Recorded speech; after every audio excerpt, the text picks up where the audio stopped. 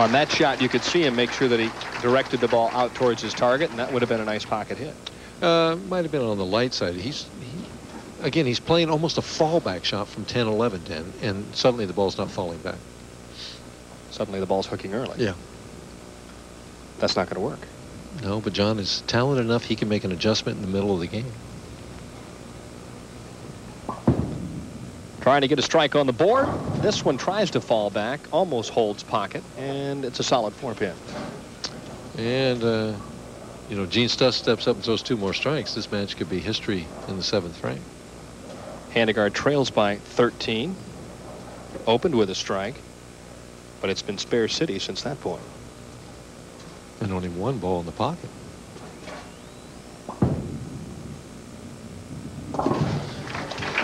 All right, Handegard trailing Gene-Stus in a match that very well could determine the PBA Senior Player of the Year. We'll be back to St. Petersburg right after these messages.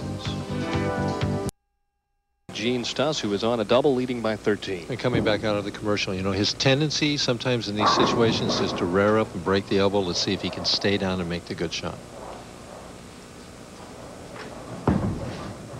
Got plenty of it, maybe too much. No, flush in the pocket, and Stus comes up with a key shot. And that ball definitely held pocket all the way. Then he came up at the line real quick, you know, but he had a little extra speed. Watch how fast he comes up with this shot. Here he goes in the timing. Now watch the slide. Now he starts coming up now. And he had a little extra speed, and the ball held pocket right there. It looked like it might snap over for trouble, but it didn't. Could be trouble for Handegard if Stus strikes again. He would lead by 33. Plenty of room to the right. Comes whistling back. Oh, Stus with a beautiful 4-bagger has just plain put the heat on Handegard. Yep. John's in a better strikeout situation.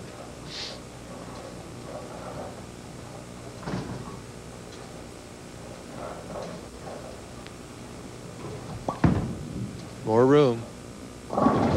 Well, that was what I was supposing all along. He went a little right with that ball in 2-4-5 that he just didn't have the reaction on that right lane. He moved his feet too, Dan. He moved his feet, maybe 2 and 1. 2 with the feet and 1 with the target, and the ball just didn't make it back. He's in a situation he didn't want to make a big move like that. I mean, not that that's an enormous move, but in the TV show, it's definitely a gamble, and didn't pay off. 2-4-5. Nice conversion of the 2-4-5 for Handegard, but time is now running out for the former PBA Player of the Year. And the best he can get if he wires it out is 222. Gene-Stus right now going into 228 pace. So Gene is remaining the front runner.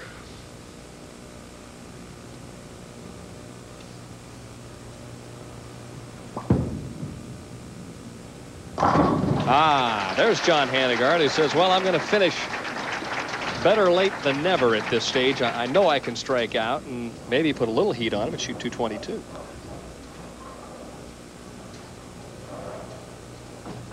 Gene-Stus out of Allen Park, Michigan. 6'2", 225 pounds. Strong, powerful player. Trying to fit that shot in there again. Michael, he got away with one on the right-hand lane. Well, he's getting a lot of breaks right now. He hasn't had really one shot dead flush in the pocket except for the one in the 8th frame here, the 7th frame here. You see the little double dribble there again, the bounce? The 2-pin goes and trips the 4 out of there. Handegard hit that same hit, left the 6-pin, Stus strikes, and that's the difference in the matches many times. 4 more in a big game of 268. See, I told you they'd shoot some scores.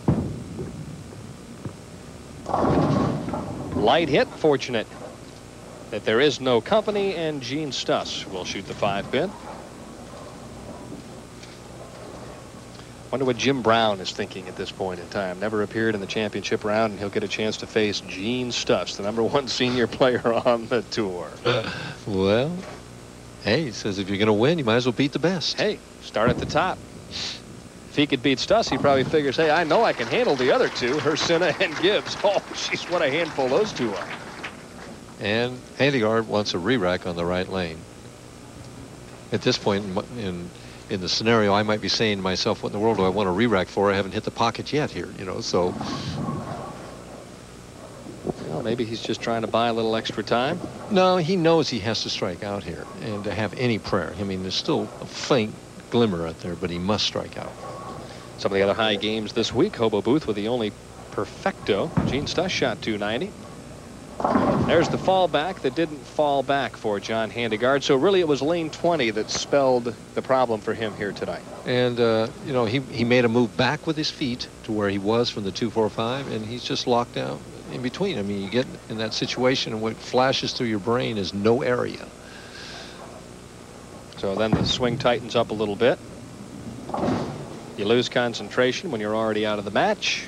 And that's going to mean a 5th place finish for John-Handegard, who will wrap up another outstanding year on the PBA Senior Tour.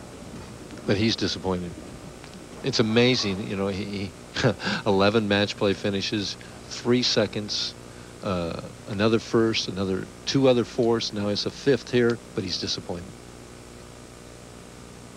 Overall now for John-Handegard, 19 and 14 in the championship round, which is a very solid final 5 slate.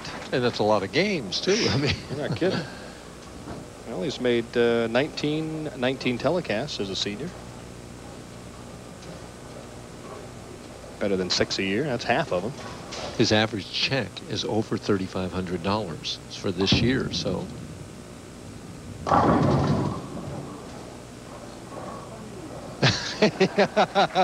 Well, I know one thing. 2 years ago, you'd have never seen John-Handegard come back in a losing situation and have fun with the crowd. But that's how much he's grown emotionally and confidence-wise out here. Well, I like that. You know, come back. I had fun anyways. You know, so. Yeah, regardless of the outcome, it was a great week. What an unbelievable comeback to even get to the telecast. So John-Handegard will finish 5th, shoots a game of 180. Meanwhile, back at the ranch, Gene-Stus could still shoot 247. But it was, and if it happens, I don't know, not the kind of 247 game that would scare you. Right. See, that the shot that he came back out of commercial was similar to this one right here, but a little bit harder. And that ball held where this ball turned over and left the 4-6-7. Stus with a split and a smile. Normally those two don't go together on the PBA Senior Tour. Well, it's always nice when you can open in the 10th and still win handily. Do you think he was trying something a little different on the right-hand lane? No, I really don't. Okay. Gene-Stus, a winner. And when we come back, Jim Brown, not old number 32,